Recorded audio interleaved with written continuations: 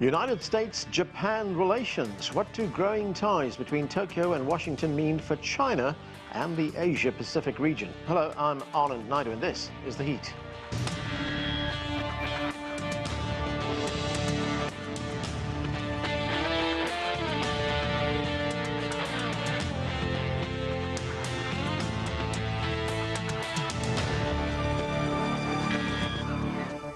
The Japanese Prime Minister Fumio Kishida is on a state visit to the United States and was greeted at the White House on Wednesday by President Biden.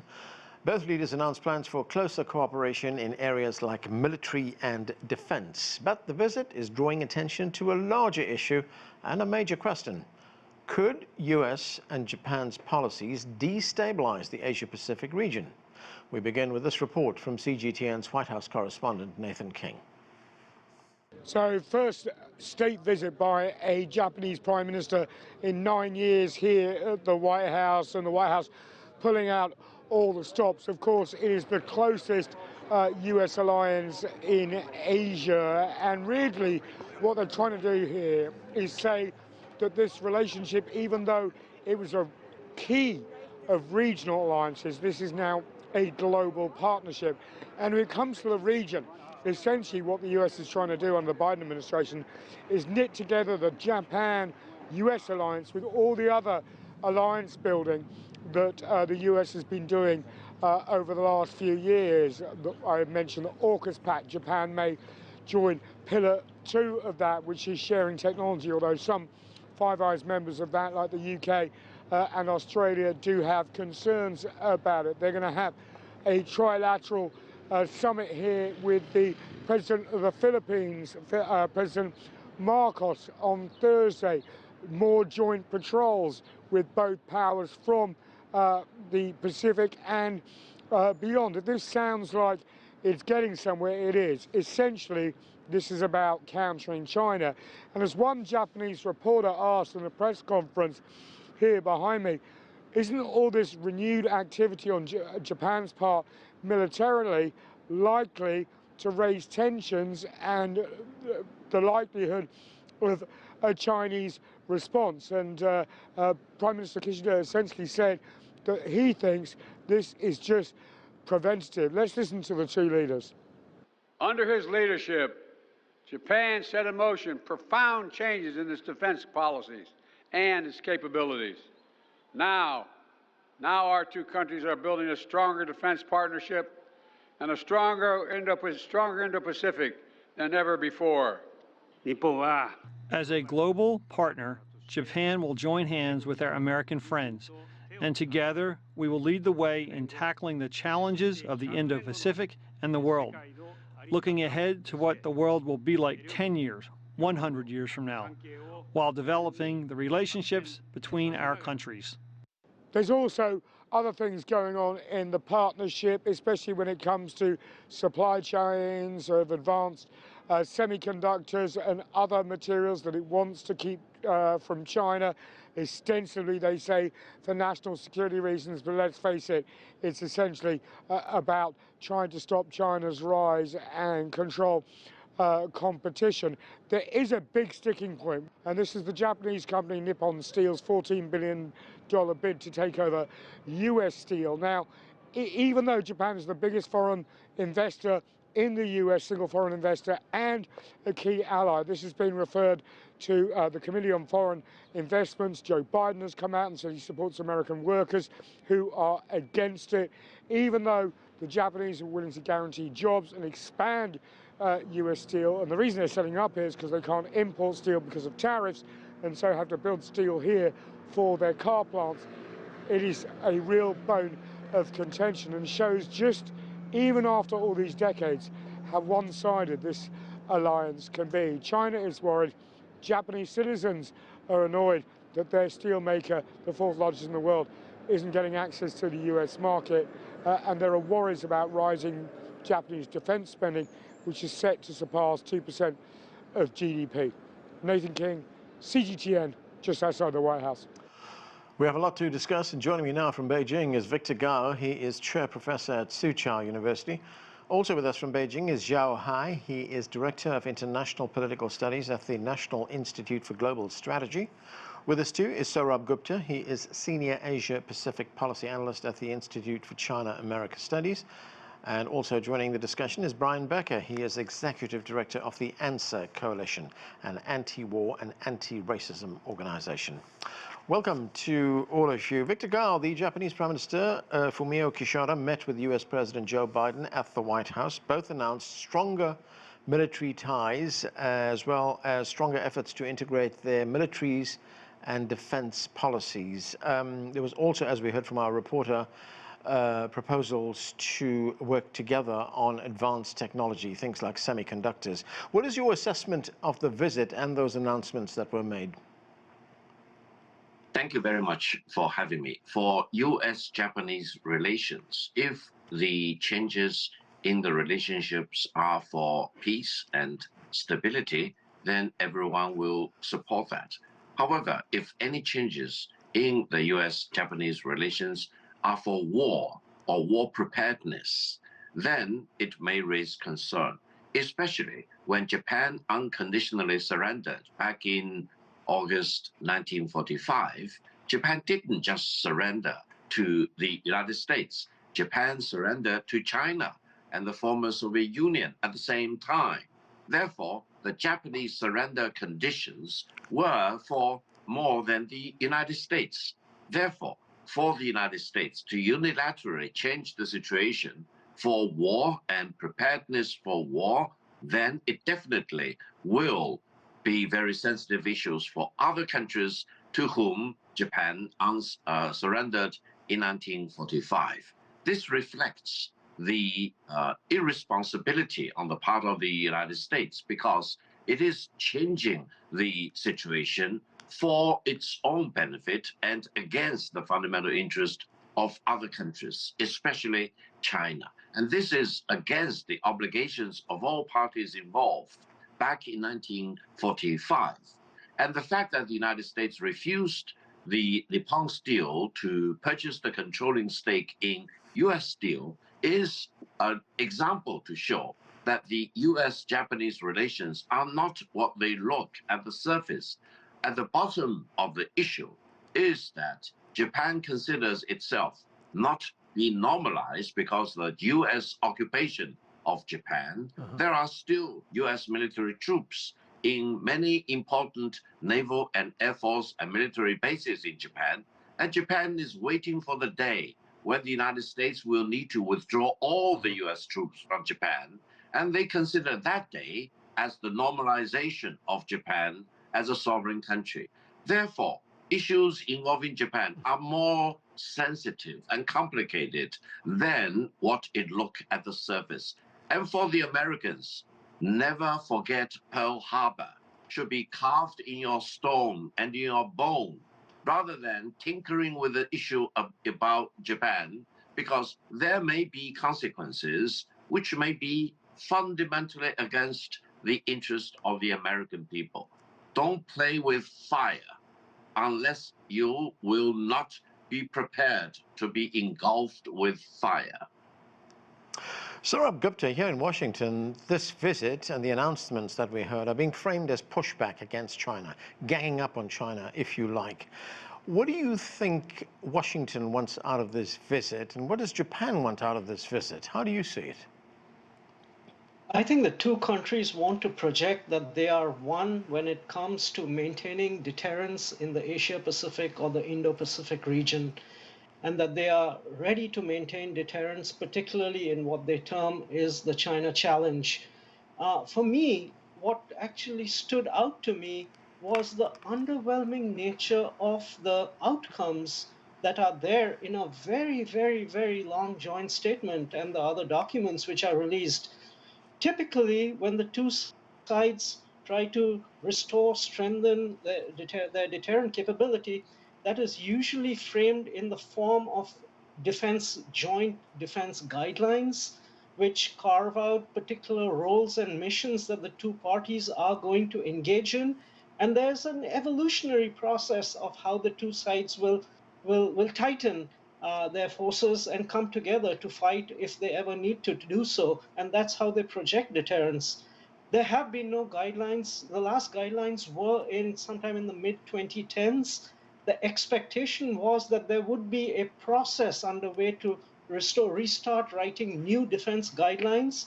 Those guidelines are absent. Guidelines typically have followed Japan's own national security strategy, or what they call their national defense program outline. And thereafter, the two countries sit together and have defense guidelines, but there are no defense guidelines and no process in that, no window in that regard going forward. On the other hand, Japan has moved forward in trying to integrate and have a joint operational command so that it can fight better if it ever needs to. So there is talk in this joint declaration in terms of having sort of interoperability with that joint operations command. But again, it's underwhelming in terms of what the outcomes are. There is no commitment to perform combined contingency planning or to establish combined joint task forces. So I think at the headline level, there's something grand in terms of how the U.S. and Japan will restore, maintain, and strengthen deterrence. But what is actually laid out in the documents that they are nowhere close to fulfilling what the two sides at least project that they are trying to do. So I mean, the relationship between the two sides is tight, and they want to show that they are one in terms of maintaining deterrence. But the actual steps they are taking seem to be pretty underwhelming, frankly, in that regard, coming out of this state visit. Zhao, of course, President Biden and his Japanese visitor, they see this very differently. In fact, President Biden tried to give assurances that when he and the Japanese Prime Minister are talking about increased military cooperation, what they're actually talking about is stability. Let's listen to some of what President Biden had to say. And our alliance we have with Japan is a purely defensive in nature. It's a defensive alliance. And the things we discussed today improve our cooperation and are purely about defense and readiness. It's not aimed at any one nation or a threat to the region, and it doesn't have anything to do with conflict. And so this is about restoring stability in the region. So, Zhao, given the current geopolitical tensions, I mean, could a strengthening of this U.S.-Japanese military alliance upset a security balance in the Asia-Pacific? Could it, in fact, contribute to instability? I think so. I think this is a typical security dilemma situation when U.S. and Japan increase its military alliance and cooperation on security issues. It definitely increased the instability of the region, because one side increased their deterrence, it will lead to the other side concerning about their security and correspondingly increase their security. So I think not only this alliance will pointing to China, but also Korea and Russia and other regional states will feel the threat. So overall, I think even though the United States are saying this is a peaceful, a defensive position, but at the end of the day, I don't think that other countries without a proper security structure in the region would understood their position and will see this as fundamentally a military threat. And other than that, remember the Japanese are also relaxing their military and weapon equipment export control, at the same time cooperating with the United States on military hardware and other security technologies. So overall, I think when they increase their capability, the threat is very obvious to the other side. Brian Becker, we've heard for many years, many decades in fact, that the primary goal of American policy when it comes to China is to block the rise of China that we have seen over the past few decades. And when we hear about this closer partnership between the United States and China, I mean, is that part of that broader policy, to block China? No question about that. The U.S. in 2011, when President Obama announced the pivot to Asia, it was somewhat vague. What did it mean? Well, by 2018, when U.S. military doctrine had been revamped and the quadrennial report from the Pentagon said that the Pentagon's top priority was to prepare for major power conflict, meaning conflict with Russia and in particular with China, that was a clear indication what the Asian pivot meant. And you can see that the intensifying military nature of the U.S.-Japanese relationship is part of that preparation for major power conflict. Japan will be, along with South Korea, on the sidelines of the NATO summit, the 75th anniversary meeting that's going to take place in July in Washington. Japan was at the last NATO summit. NATO's going global. And even though South Korea and Japan are not member states of NATO, they are now partners with NATO. And we can see what NATO expansion meant in Europe, because the proxy war between the US and Russia that the US, I believe, caused by the NATO expansion, that's an indicator of whether or not something leads to stability. You can call, as President Biden said, the U.S. military intentions and its alliances as purely defensive, but that doesn't mask the fact that they are really very offensive. The U.S. has 54,000 troops in Japan. Japan has limited, I would say very limited sovereignty, as same with South Korea. Right. This is the U.S. gearing up for global war against China, so it's obviously destabilizing. And Brian, what are your thoughts on something that Victor Gao raised earlier on, and that is, I mean, Japan has a pacifist constitution, which came about in the aftermath of World War II, but there are certain underlying commitments in the surrender which it made, not just to the United States, but also to China and Russia. Yeah, and when you think about who the principal targets and victims were of Japanese imperialism before and during World War II, those commitments have to be considered to be vital. But I have to say, when you think about the surrender agreement in August 15, 1945, part of the terms dictated to the Japanese for the Japanese soldiers who had so cruelly colonized and victimized the people in Korea to remain in place, so that they would stay there until September 9th, when MacArthur and the U.S. forces arrived, and you could see the Japanese colonial flag going down and the American flag going up simultaneously. I think since the beginning in 1945, the U.S. has projected Japan as sort of something of an aircraft carrier owned by the United States in the Pacific region to extend American power. Right. Victor, on Thursday, President Biden, as well as Prime Minister Kishida, they're expected to meet with the President of Philippines, President Marcos. What do you read into that sort of trilateral meeting that will take place there? I mean, is Philippines actually announcing to the world right now that it's taking the side of the United States? First of all, the Filipino territory is well defined as a result of the Spanish-American Treaty back in 1898.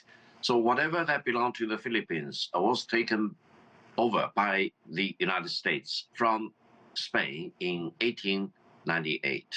And then in 1945, because Japan was occupying the Philippines during the Second World War, and when U.S. troops defeated Japan, the United States took back whatever that belonged to the Philippines from the Japanese occupation in 1945, meaning whatever that was not taken back by the United States, either from Spain or from the Japanese in 1898 and 1945, did not belong to the Philippines. These were the treaties.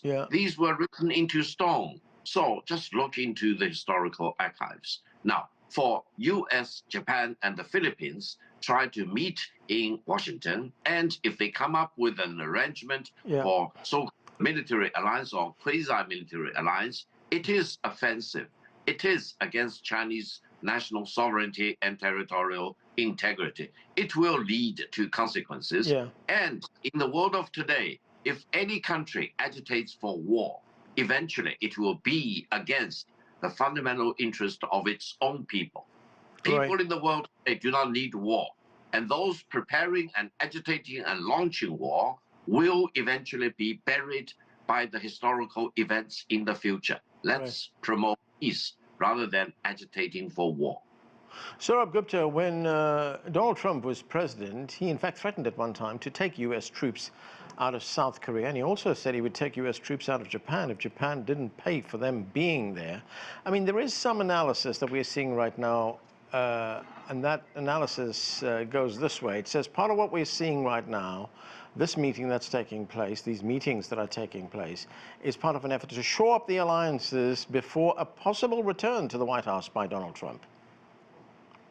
Yes, you're true in that regard that Donald Trump has really not been a champion of US's alliances, and in fact, he has been quite the opposite. But I would submit that there is a difference between Donald Trump's view on Japan and Donald Trump's view on South Korea. I think he sees South Korea as a middle power on which the United States is spending a lot of money to protect and is not worthy of that protection. Yeah. And therefore, my view is if he comes back to power, South Korea, Seoul has some really, really hard questions to answer. But I think with regard to Japan, Prime Minister Abe, deceased Prime Minister Abe, he was from the get-go very proactive in trying to have a good relationship with President Trump. He was more or less successful in this regard. And to be frank, I think the Japanese have already moved out in trying to create certain avenues of communication with Donald Trump and his team again.